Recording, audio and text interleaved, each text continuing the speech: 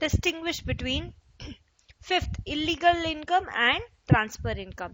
Exam का question. Illegal income जो गलत काम से कमाई जाती है, जैसे कि smuggling, gambling, black marketing, theft, तो कौन जाके बताएगा कि देखो देखो ये मैंने इलीगल इनकम कमाई है. तो जब डिस्क्लोज ही नहीं होगी इलीगल इनकम, तो उसको नेशनल इनकम की कैलकुलेशन में इंक्लूड कैसे करोगे? So that is the problem with illegal income. Let's start. Illegal income is not disclosed. Disclose ही नहीं की जाती, क्योंकि जो गलत मीन से कमाई गई है वो किसको जाके डिस्क्लोज की जाएगी? किसी को नहीं. So illegal income is not disclose. जबकि ट्रांसफर इनकम वो इनकम होती है जो कि इस साल के प्रोडक्शन में या फिर टोटल आउटपुट जो है उसमें कुछ कंट्रीब्यूट नहीं करती, जस्ट एक जगह से दूसरी जगह ट्रांसफर हो गई. फॉर एग्जाम्पल गिफ्ट्स हुआ, चैरिटी हुआ, अनएम्प्लॉयमेंट अलाउंस हुआ, old age pension, lottery price. So it is not contributing anything to the production of the income, production in the current year. So इसलिए वो इंक्लूड नहीं की जाती है नेशनल इनकम में. सो transfer payments made done not make any addition to total output. Example, goods and services में कोई addition नहीं किया इस साल के प्रोडक्शन में, सो वो हो गई transfer income. Second, illegal income comes through smuggling, gambling, black marketing and theft etcetera.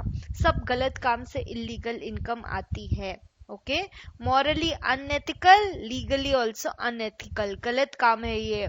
Smuggling, gambling, black marketing, theft, इससे इलीगल इनकम आती है. Second point for transfer income.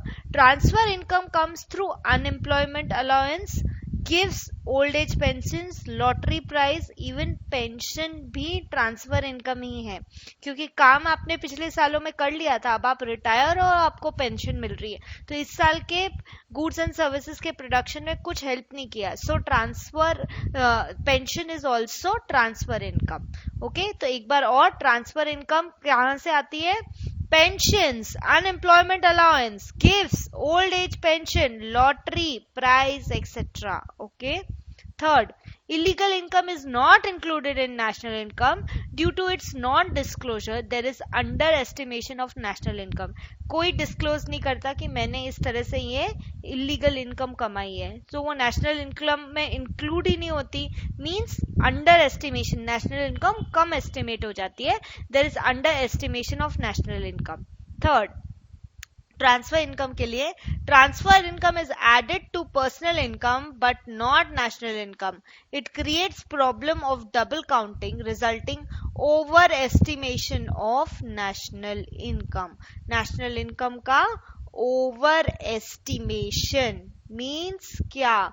जब आपने उसको पहले भी जब हुआ था तब भी मान लो कि जब सर्विसेज दी तभी भी इंक्लूड किया, इस साल भी इंक्लूड कर रहे हो, या फिर गिफ्ट्स या लॉटरी, यदि दो बार उसको इंक्लूड कर दोगे, जब कमाया तब भी और जब ट्रांसफर किया तब भी, तो डबल काउंटिंग की प्रॉब्लम हो जाएगी. Double counting means over estimation of national income हो जाएगा. सो इलीगल इनकम में तो क्या रिस्क रहती है?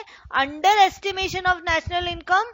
जो कि ट्रांसफर इनकम को इंक्लूड करने में क्या रिस्क रहती है? Over estimation of national income.